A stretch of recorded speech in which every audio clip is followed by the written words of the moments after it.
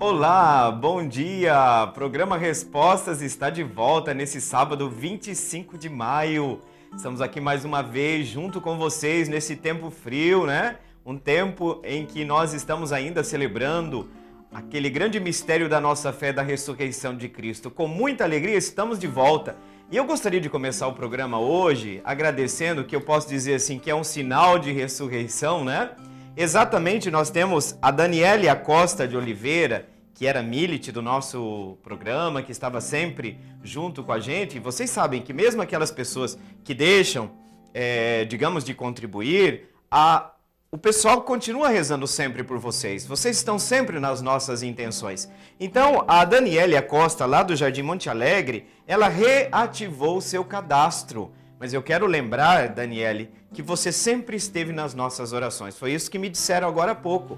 Que apesar de que as pessoas às vezes, né, aparecem em situações complicadas, aparecem em momentos difíceis, né? Mas sempre o pessoal da Milícia da Imaculada está rezando por você. Então agradecemos imensamente a reativação então do cadastro da Daniele Acosta de Oliveira, do Jardim Monte Alegre, aqui de Campo Grande, Mato Grosso do Sul. Muito obrigado, Daniele. Então nós vamos continuar sempre nesta perspectiva, né? De buscar a construção do reino, de buscar respostas para a nossa vida. Esse programa, num tempo onde nós estamos confusos, talvez, onde existem inúmeras propostas, o desafio é de encontrar aquela resposta que corresponda à vontade de Deus. Que seja aquela resposta que, de certo modo, diga: eu estou no caminho do Senhor. Este é o caminho. Minha vida se deixa guiar pela bússola da fé. Então, por isso que esse programa existe, para dar uma resposta às angústias do seu coração, aquelas perguntas que estão aí na sua mente e que você deseja esclarecer para caminhar de maneira mais conforme com a sua vida de fé. Aliás, esse é um desafio sempre muito grande de todos nós, né? Que a nossa vida esteja em comunhão com a nossa fé. Esse é o grande desafio. Como vocês sabem, nesse primeiro bloco do programa Respostas, nós procuramos um texto importante, constituído um texto importante da nossa fé para iluminar uma temática. Nós estamos falando nesse início que Deus se revela na sua palavra, a palavra de Deus se revela na Sagrada Escritura e na Sagrada Tradição. E nós fizemos esse percurso e praticamente estamos encerrando a leitura do texto da Dei Verbum, que é um documento que saiu do Concílio Vaticano II, essa reunião de todos os bispos do mundo, né, que terminou lá em 1965 e que traz assim uma atualização de todo aquele depósito da fé para que a igreja inicie o novo milênio, caminhando segundo as inspirações daquilo que Deus deseja para ela. Exatamente, esse texto que fala sobre a palavra de Deus, é esse texto que nós estamos lendo nesses sucessivos programas aqui nos sábados, todo sábado, nesse encontro que a gente já tem marcado. E hoje nós vamos falar sobre um tema, e você vai ver agora a leitura da Dei Verbum, que vai falar que, atenção, existem inúmeros estudiosos, olha, batalhando, os exegetas e estudiosos da Sagrada Escritura, que fazem um trabalho de pesquisa importantíssimo para a igreja. Exatamente porque a igreja tem que oferecer sempre mais uma mesa da palavra que seja capaz de alimentar a fé dos fiéis. Onde é que nós vamos buscar o alimento para a nossa vida espiritual? Eu já dizia para vocês num dos programas, não sei se você lembra, mas que uma das coisas fundamentais é que a nossa espiritualidade não pode ser uma espiritualidade baseada só em devoção a santos. Isso é uma coisa importante, mas a devoção, ela cai no devocionismo exatamente quando se perde as raízes bíblicas. A inspiração bíblica sempre tem que estar permeada, a nossa espiritualidade tem que estar permeada desse sentido bíblico. Por isso, acompanhe agora com a gente a leitura desse texto da Dei Verbum, que vai falar que a igreja está sempre aprofundando, buscando compreender sempre mais essa palavra de Deus e apresentando aos fiéis e à igreja os frutos desse laborioso trabalho. Vamos ler juntos então o texto da Dei Verbum. Traduções da Sagrada Escritura.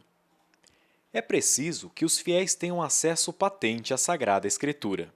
Por esta razão, a Igreja, logo desde os seus começos, fez sua aquela tradução grega antiguíssima do Antigo Testamento chamada dos 70. E sempre tem em grande apreço as outras traduções, quer orientais, quer latinas, sobretudo a chamada Vulgata. Mas, visto que a palavra de Deus deve estar sempre acessível a todos, a Igreja procura com solicitude maternal que se façam traduções aptas e fiéis nas várias línguas, sobretudo a partir dos textos originais dos livros sagrados. Se, porém, segundo a oportunidade e com a aprovação da autoridade da Igreja, essas traduções se fizerem em colaboração com os irmãos separados, poderão ser usadas por todos os cristãos. Investigação bíblica. A esposa do Verbo encarnado, isto é, a Igreja, ensinada pelo Espírito Santo, esforça-se por conseguir uma inteligência cada vez mais profunda da Sagrada Escritura, para poder alimentar continuamente os seus filhos com os divinos ensinamentos. Por isso, vai fomentando também, convenientemente, o estudo dos santos padres do Oriente e do Ocidente, bem como das sagradas liturgias. É preciso, porém, que os exegetas católicos e os demais estudiosos da Sagrada Teologia trabalhem em íntima colaboração de esforços, para que, sob a vigilância do Sagrado Magistério, lançando mão de meios aptos, estudem e expliquem as divinas letras, de modo que o maior número possível de ministros da Palavra de Deus possa oferecer com fruto ao povo de Deus o alimento das Escrituras, que ilumine o espírito, robusteça as vontades e inflame os corações dos homens no amor de Deus. O Sagrado Concílio encoraja os filhos da Igreja que cultivam as ciências bíblicas para que continuem a realizar com todo o empenho, segundo o sentir da Igreja, a empresa felizmente começada, renovando constantemente as suas forças. Dei Verbum número 22 e 23. Então, esta leitura que você acabou de ler nos coloca exatamente nesse trabalho, né, que a Igreja realiza exatamente para buscar dentro da Sagrada Escritura aquelas luzes, aquelas inspirações para que possamos conhecer a Palavra de Deus, para que possamos conhecer a sua revelação, né? Isso que é um elemento muito importante da nossa fé, buscar na Palavra de Deus a Palavra de Deus. Parece uma redundância, mas é importante, né? Buscar na palavra de Deus a palavra que é de Deus, que embora é escrita por autores humanos, né, onde tem um contexto cultural, onde tem na pesquisa também a busca dos gêneros literários desta mesma Sagrada Escritura, buscar dali aquele conteúdo de fé revelado. Esse é o trabalho árduo, trabalho, digamos, dos exegetas. Mas, padre, que palavra é essa, exegeta? Exegese é a ciência da interpretação, sobretudo no campo bíblico. Se diz que aquela pessoa que trabalha na interpretação a partir dos originais dos textos bíblicos são exegetas, tá? Se você não sabia, já está sabendo. Primeira coisa que o texto que a gente acabou de ler falou para a gente hoje é que as traduções sejam feitas de maneira fiel, mas que as traduções precisam ser feitas. Por que as traduções do original precisam ser feitas? Gente, porque a Igreja quer que todos os fiéis tenham acesso à Sagrada Escritura. Um acesso facilitado, um acesso também no âmbito da compreensão, porque a Igreja não pode ser uma casta, dentro da Igreja não pode se pensar uma elite que conhece a Palavra de Deus, para quê? Para se vangloriar de uma ciência que incha? Não, o conhecimento da Palavra de Deus é para se tornar pão da Palavra, alimento para o povo de Deus. Então veja que tem a dimensão do serviço. Os exegetas não trabalham para o avanço da ciência da exegese, da interpretação da Sagrada Escritura, da ciência teológica, porque um outro documento, aliás, esse é um decreto do Concílio Vaticano II, vai falar aquilo que infelizmente, assim, que fica aqui entre nós, tá? Que infelizmente é um desafio que o Concílio lançou, mas ainda não aconteceu, que a Sagrada Escritura é a alma da teologia, tá? Alma da teologia. Então vejam que todos os estudos teológicos têm que ter um embasamento bíblico fundamental, a base está ali, é a Igreja que está dizendo, exatamente. Então vejam que essas traduções, elas são feitas buscando, por um lado, a fidelidade aos originais, e o trabalho é árduo, gente. O trabalho de tradução é muito árduo. Por outro lado, tem essa preocupação de comunicar a palavra de Deus, né? E uma das coisas que aconteceu já lá no início, a chamada tradução para a língua grega, ou chamada tradução dos 70, lá no início, onde se traduziu os textos dos originais do Antigo Testamento. É chamada tradução dos 70. Depois aconteceu também uma outra tradução interessante, que é chamada Vulgata, onde se passou os textos do Novo Testamento, dos originais, para o latim. Então vejam que as traduções sempre vão acontecendo. E eu gostaria de chamar a atenção para vocês no texto, quando eu estava preparando aqui para refletir com vocês, que o texto termina dizendo o seguinte: preparem traduções na medida do possível, que sejam feitas traduções em parceria com os irmãos separados. E você sabia que já existe, inclusive no Brasil, em língua portuguesa, traduções ecumênicas? Exatamente. Nós temos inclusive uma Bíblia. Agora eu não quero errar não, mas eu acredito que ela seja de uma capa verde.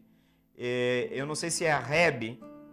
Agora eu não vou poder dar essa informação com muita exatidão para vocês, mas uma informação eu dou. Existe um trabalho árduo de traduções ecumênicas da Sagrada Escritura. O que significa traduções ecumênicas? Que os estudiosos se unem, católicos e irmãos separados, para traduzir um texto que seja capaz de ser fiel aos originais. Então, que coisa bonita, né? E depois se falou da investigação bíblica. O texto continuou falando da importância que tem de aurir, de buscar, de cavar na Sagrada Escritura uma inteligência sempre mais profunda daquelas verdades de fé. Vejam, se fala, atenção, se fala de uma progressão nos estudos bíblicos, de modo que nós vamos aos poucos aprofundando aquelas verdades que ali estão contidas. Então, por isso que se fala que a palavra de Deus é como um baú que esconde um grande tesouro e que você está sempre tirando desse tesouro grandes descobertas que alimenta a minha vida de fé e que alimenta a sua vida de fé. Então, nós não podemos dizer assim que o trabalho científico, o trabalho de pesquisa na igreja não é necessário. É importantíssimo, porque às vezes você pode ter uma ideia fideísta. Qual que é o problema do fideísmo? Eu não preciso estudar, eu não preciso da razão para chegar ao conhecimento, porque eu posso pensar que isso vem por infusão do Espírito Santo na cabeça do fiel. Não, isso não é verdade.